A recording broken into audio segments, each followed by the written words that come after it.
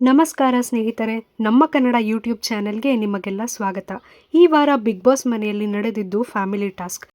ಎಲ್ಲ ಸ್ಪರ್ಧಿಗಳ ಫ್ಯಾಮಿಲಿಯವರು big boss ಮನೆಗೆ ಬಂದು ಹೋದ್ರು. ಆದರೆ ಕಾವ್ಯ ಅವರ ತಾಯಿ ಮತ್ತು ತಮ್ಮ ಬಿಗ್ ಬಾಸ್ ಮನೆಗೆ ಬಂದು ರೂಲ್ಸ್ಗಳನ್ನು ಮೀರಿ ಬೇರೆ ವಿಚಾರಗಳನ್ನು ಮಾತನಾಡಿದ್ದಕ್ಕೆ ಬಿಗ್ ಬಾಸ್ ಇವರನ್ನ ಬೇಗ ಮನೆಯಿಂದ ಹೊರಗಡೆ ಕಳಿಸ್ತು. ಆದರೆ ಪಾಪ ಕಾವ್ಯ ಅವರು ಈ ರೀತಿ ಅಳೋದನ್ನು ನೋಡಿದರೆ ಎಲ್ಲರಿಗೂ ತುಂಬ ಬೇಜಾರಾಗಿತ್ತಂತೂ ನಿಜ. ಇನ್ನು ಈ ವಾರ ಎಲಿಮಿನೇಷನ್ನಲ್ಲಿ ಒಂದು ದೊಡ್ಡ ಟ್ವಿಸ್ಟ್ ಇದೆ. ಮಾರ್ಕ್ ಸಿನಿಮಾದ ಕೆಲಸಗಳಲ್ಲಿ ಸುದೀಪ್ ಅವರು ಬ್ಯುಸಿಯಾಗಿರೋದ್ರಿಂದ ಈ ವಾರದ ವೀಕೆಂಡ್ ಎಪಿಸೋಡ್ನಲ್ಲಿ ಸುದೀಪ್ ಅವರು ಬರ್ತಿಲ್ಲ. ಕಿಚ್ಚನ ಪಂಚಾಯಿತಿ ಕೂಡ ನಡೀತಿಲ್ಲ.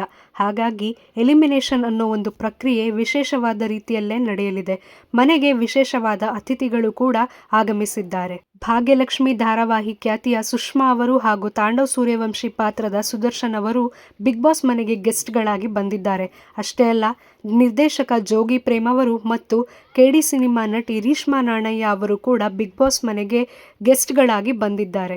ಪ್ರೇಮ್ ಅವರು ಮತ್ತು ರೀಶ್ಮಾ ನಾಣಯ್ಯ ಅವರು ಎಲಿಮಿನೇಷನ್ ಪ್ರಕ್ರಿಯೆಯಲ್ಲಿ ಪಾಲ್ಗೊಳ್ಳಲಿದ್ದು, ಇವರಿಬ್ಬರೇ ಜೊತೆಯಾಗಿ ಸೇರಿ ಎಲಿಮಿನೇಟ್ ಆಗುವ ಸ್ಪರ್ಧಿಯನ್ನು ಮನೆಯಿಂದ ಹೊರಗಡೆ ಕರೆದುಕೊಂಡು ಹೋಗಲಿದ್ದಾರೆ. ಪ್ರೋಮೋ ನೋಡಿದ್ರೆ ಧ್ರುವಂತ್ ಅವರೇ ಎಲಿಮಿನೇಟ್ ಆಗಿರಬಹುದು ಅಂತ ಅನ್ನಿಸ್ತಾ ಇದೆ. ನಿಮ್ಮ ಅಭಿಪ್ರಾಯ ಏನು ಅನ್ನೋದನ್ನ ಕಾಮೆಂಟ್ಸ್ ಅಲ್ಲಿ ತಿಳಿಸಿ.